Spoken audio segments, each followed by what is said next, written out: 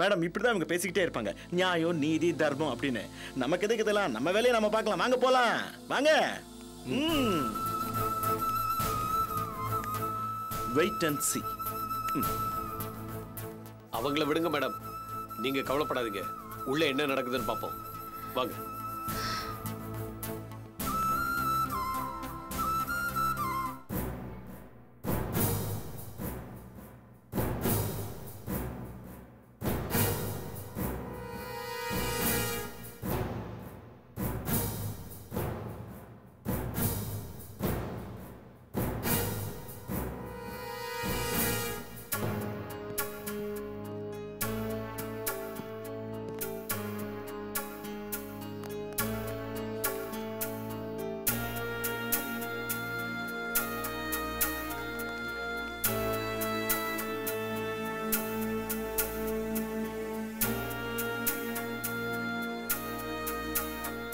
அபி constructions சம்பந்தப்பட்ட கேஸ்ல நரசிம்மன் சார்பில் ஆஜராக போறது நீங்க தானே?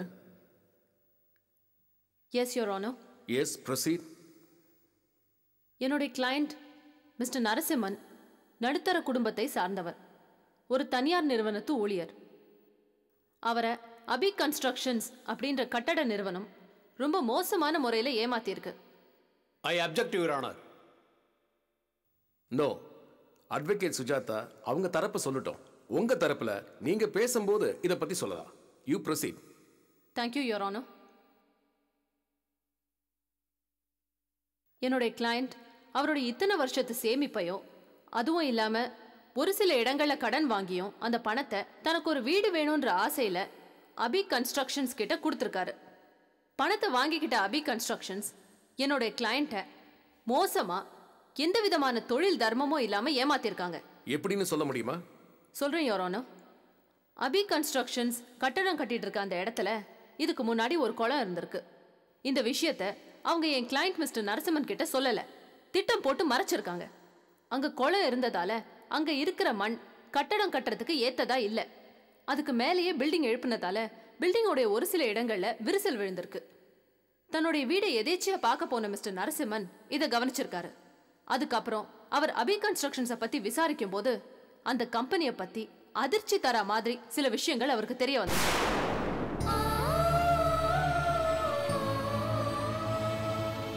அப்படியா? என்னது? அபி கன்ஸ்ட்ரக்ஷன்ஸ் கேட்கறதுக்கு நல்லா இருக்கிற மாதிரி பேரை வச்சிருந்தாலும் இந்த மாதிரி ஒரு நிறுவனத்தை நடத்துறதுக்கு எந்த விதமான தகுதியோ ஆழ்திறனோ இல்லாத நிறுவனமா தான் இது.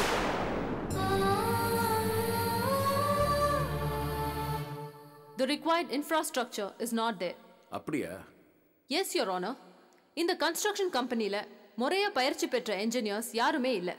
நல்ல என்ஜினியர்ஸ் இல்லாததால கட்டடத்தை பத்தி சரியா ஞானம் இல்லாத சில அறக்குறை அறிவாளிகள் ஒன்னா சேர்ந்து முறையில்லாத பாதுகாப்பில்லாத கட்டடத்தை எழுப்பியிருக்காங்க.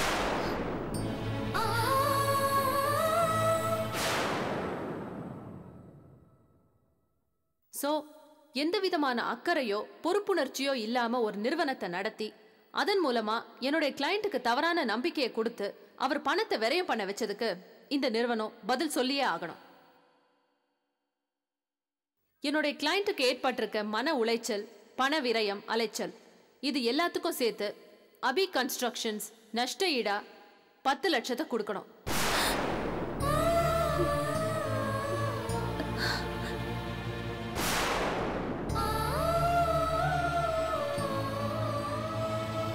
அதோட கட்டட தொழிலை நடத்துறதுக்கு எந்த விதமான அடிப்படை தகுதியும் இல்லாத அபி கன்ஸ்ட்ரக்ஷன்ஸ் என்ற நிறுவனத்துடைய லைசன்ஸை கோர்ட் ரத்து செய்யணும். That's all, Your Honor.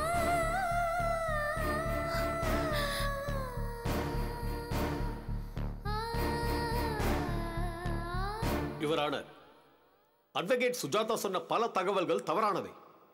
அவங்க குற்றச்சாட்டு முழு பொய். அபி கன்ஸ்ட்ரக்ஷன் கட்டடம் கட்டுற இடத்துல ஒரு குளம் இருந்ததா சொல்றாங்க. ஆனா அப்படி ஒரு குளம் இருந்ததே கிடையாது. அபி கன்ஸ்ட்ரக்ஷன் கட்டடம் கட்டுறதுக்கு முன்னாடி முறைப்படி மண் பரிசோதனை செய்து அதுக்கப்புறம் தான் கட்டட வேலையை ஆரம்பிச்சிருக்காங்க. இதுக்கான ஆதாரங்கள் என்கிட்ட இருக்கு.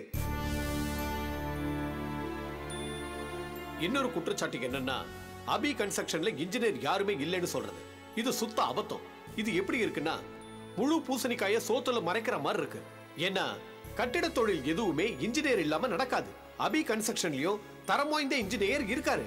அவர் பேர் மிஸ்டர் நந்தகுமார். அதுக்கான விவரங்களை நான் ஏற்கனவே கோர்ட்ல சப்மிட் பண்ணிருக்கேன்.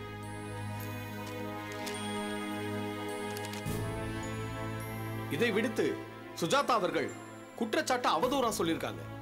ஏதோ இதுல உள்நோக்கம் இருக்கு. இவங்க சொல்ற குற்றச்சாட்டை ஏத்துக்க கூடாது யுவரான. வேண்டுமென்றே அபி கன்ஸ்ட்ரக்ஷன் மீது அவதூறு சொல்ற நோக்கத்தோட இதெல்லாம் சொல்லியிருக்காங்க. இதை நான் வன்மையா கண்டிக்கிறேன் your honour. That's all your honour. Advocate Sujatha. Your honour, Abhi constructions உடைய ஓனர் மிஸ்ஸஸ் அபிநயாவை விசாரிக்க விரும்புறேன். Proceed.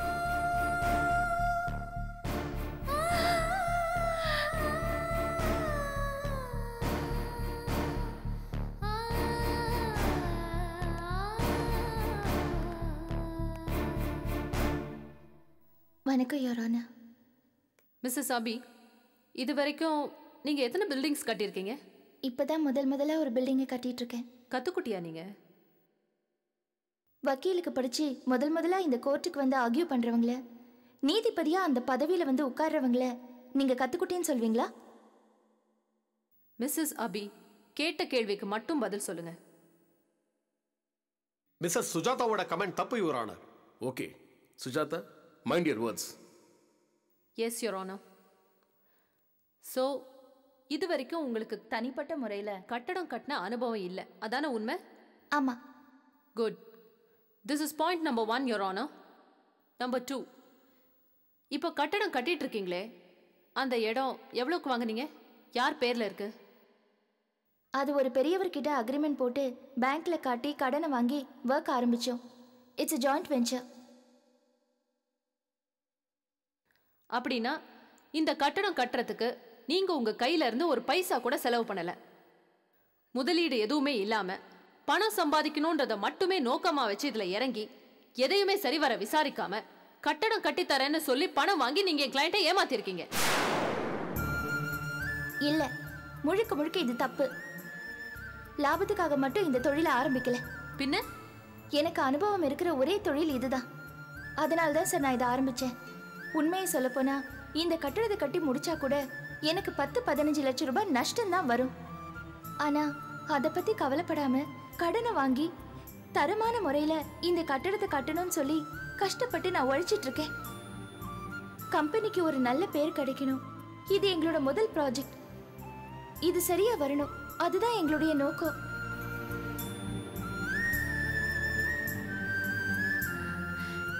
எல்லா தொழிலும் லாபத்துக்காக தானே பண்றாங்க. வக்கீல் தொழில கூட ஃபீஸ் வாங்கிட்டு தானே செய்றீங்க. என்ன சொல்றீங்க அபி? லாப நோக்கத்தோட தான் இந்த கம்பெனியை நான் ஆரம்பிச்சிருக்கேன்னு ஒரு குற்றச்சாட்டை நீங்க சொல்றீங்கல்ல, அதை நான் மறுக்கிறேன். யுவர் ஆனர், தேவையான விளக்கத்தை இந்த கோர்ட்டுக்கு கொடுத்துருக்கேன்னு நம்புறேன். இந்த இடத்துல இன்னொரு விஷயத்தையும் சொல்லிக்க விரும்புறேன். வழக்க தொடுத்திருக்க மிஸ்டர் நரசிம்மனை தவிர இன்னும் 9 பேர் அபி கன்ஸ்ட்ரக்ஷன்ஸ்ல வீடு வாங்கியிருக்காங்க.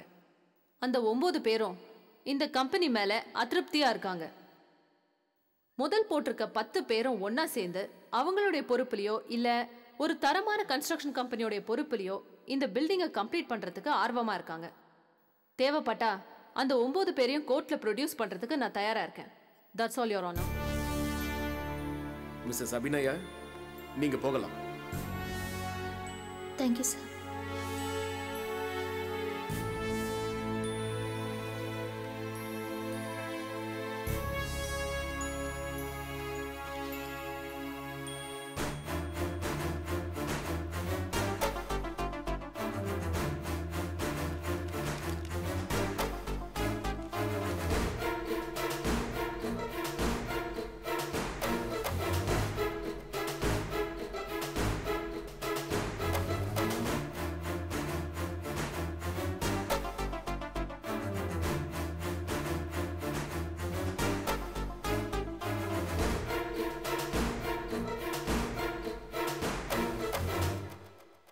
இருதரப்பு வாதங்களையும் இந்த கோர்ட் கணக்கில் எடுத்துக்கொள்கிறது. உண்மை நிலை என்ன என்று ஆராய்ந்து தீர்ப்பு கூற வேண்டிய பொறுப்பு இந்த கோர்ட்டுக்கு இருக்கிறது.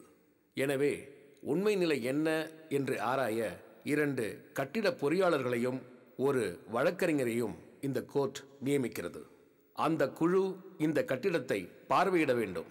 மேற்படி கட்டிடத்தை அந்த குழு ஆய்வு செய்து தனது ஆய்வு அறிக்கையை இந்த கோர்ட்டிற்கு சமர்ப்பிக்க வேண்டும். அந்த அறிக்கையின் அடிப்படையில் இந்த கோர்ட் தனது தீர்ப்பினை வழங்கும். குற்றம் சுமத்தப்பட்ட அபி கன்ஸ்ட்ரக்ஷன்ஸ் கோர்ட் தீர்ப்பு வரும் வரை தனது கட்டிடப் பணிகளை நிறுத்தி வைக்க வேண்டும். மேலும் புதிய கட்டிட வேலைகளை துவங்கக்கூடாது என்று இந்த கோர்ட் ஆணையிடுகிறது.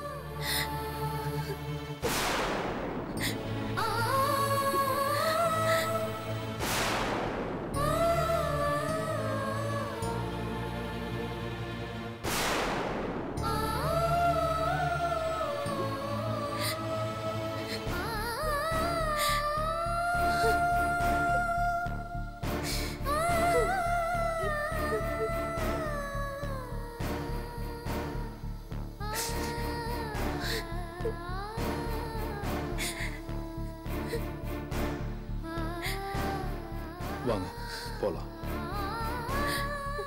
வாங்க.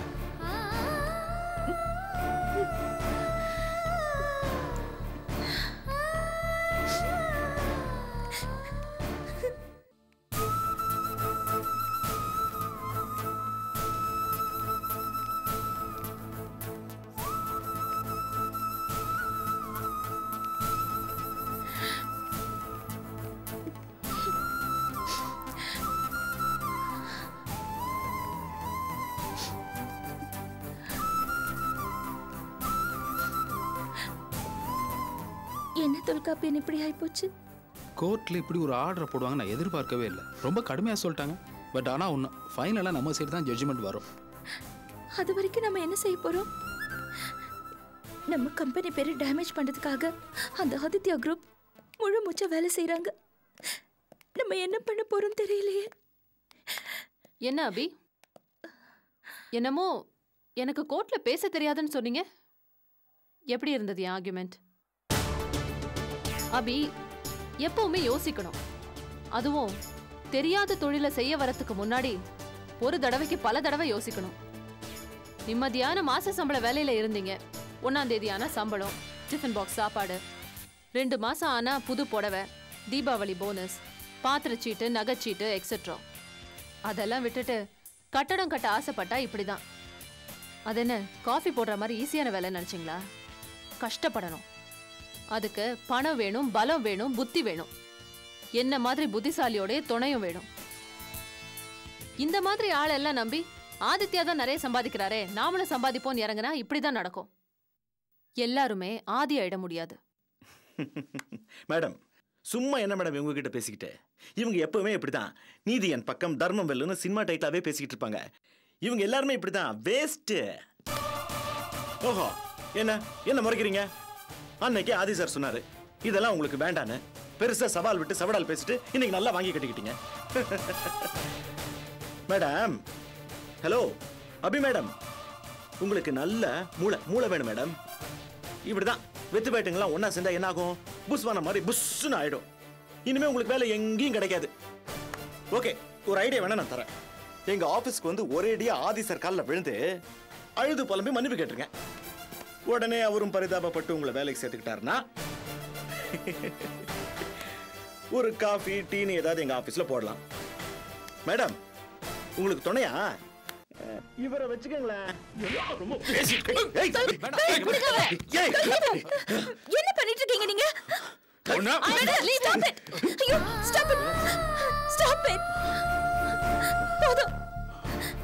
தொலைச்சிடும். யாரு? கிரி, stop it, please.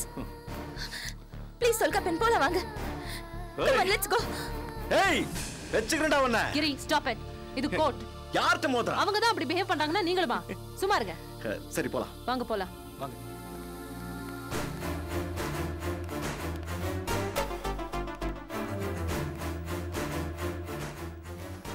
ஏய், கிரி, நான் உன்னை பாத்துக்கறேன். வண்டியில இருங்க. ஐயோ, என்ன துல்ஸ், எதுக்கு அவனை போய் அடிச்சீங்க? எப்படி பேசுறான் பாத்தீங்களா? தாங்க முடியலங்க. ராஸ்கல் வேணால சும்மா விடக்கூடாது. ஐயோ, அவன்லாம் ஒரு ஆளே கிடையாது. சும்மா இந்த சுஜாதா கிரி எல்லாம் அந்த ஆதித்யோட கை தடிங்க. மூல காரணமே அந்த ஆதித்யா தான்.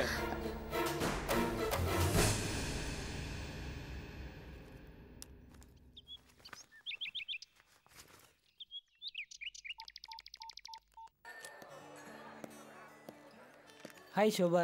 சரியா கொஞ்சம் லேட் ஆயிடுச்சு. வயசு திடீர்னு ஒரு ஒர்க் வந்துருச்சு. சைனீஸ் விரும்பி சாப்பிடுவேல்ல? Yeah. Excuse me. Hello. Hello mister Aditya, நான் அபி பேசுறேன். உங்களுக்கு ஒரு சந்தோஷமான விஷயம். என்ன விஷயம்? நீங்க நினைச்ச மாதிரியே உங்க ஆசைப்படியே காரியத்தை சாதிச்சிட்டீங்க. Are you happy now? மனசு பூரா சந்தோஷம் பொங்கி வழியுதுல்ல? Good, very good. புரியல, என்ன சொல்ற? எனக்கு எல்லா விஷயமும் தெரியும் ஆதி. என்ன தெரியும்? எல்லாமே தெரியும். நடக்கிற எல்லாத்துக்கும் பின்னாடி நீ தான் இருக்கேன்னு எனக்கு நல்லா தெரியும். Is it? பர்டிகுலரா நீ எதை பத்தி பேசுற எனக்கு புரியலையே. உனக்கு புரியும் ஆதி. எதுக்கு மூடு மந்திரம்? உன்கிட்ட இருக்கிற பணம், செல்வாக்கு, அது கொடுத்த அதிகாரம், அதெல்லாம் வச்சு நீ இதை பண்ணிட்ட. என்னோட பயச விலைக்கு வாங்கி கோர்ட்டுக்கு போய் என்னோட வேலையை நிறுத்தி எனக்கு நஷ்டத்தை ஏற்படுத்துறதுல நீ வெற்றி அடைஞ்சிருக்கலாம். ஆனா இந்த இண்டஸ்ட்ரியை விட்டு என்னை துரத்திடலான்னு மட்டும் நீ கனவு காணாத. ஏன்னா அது வெறும் கனவுதான். Do you understand? Is it? Definitely try your luck. Wish you all the best. குறுக்கு வழியில திட்டம் போட்டு இன்னொரு கம்பெனி அழிக்கிறதுக்கு இவ்வளவு சீப்பா நீ இறங்கணுமா? கொஞ்சம் கூட பிசினஸ் எத்திக்ஸ் இல்ல உனக்கு? You're mistaken. இதுதான் சரியான ரூட். எத்திக்ஸ்ங்கிறது ஆளை பொறுத்து மாறும். ஓகே? உன்னால இப்படிதான் பேச முடியாது. Okay, carry on. தொடர்ந்து நீ யோசி. எந்தெந்த வழியில யார் யாரை கவுக்கலான்னு நீ யோசி. ஆனா ஒரே ஒரு விஷயம். சொல்லு. என்னை எதிர்க்கிறது மட்டுமே உன்னோட ஃபுல் டைம் தொழிலா நினைக்காத. அது ரொம்ப அசிங்கம். அது உனக்கும் உன் தொழிலுக்கும் தான் கெடுதல். Oh, thank you so much for your advice. நான் உன்னோட இந்த தாக்குதலை கோர்ட்ல வந்து சந்திச்சு தீர்த்துக்கிறேன். நீ செஞ்ச தப்பு கோர்ட்ல நிரூபணம் ஆகும்போது நீ எல்லாத்துக்கும் சேர்த்து அவமானப்படணும். அதனால அதுக்கு இப்பவே நீ தயாராயிடு. ஓகே?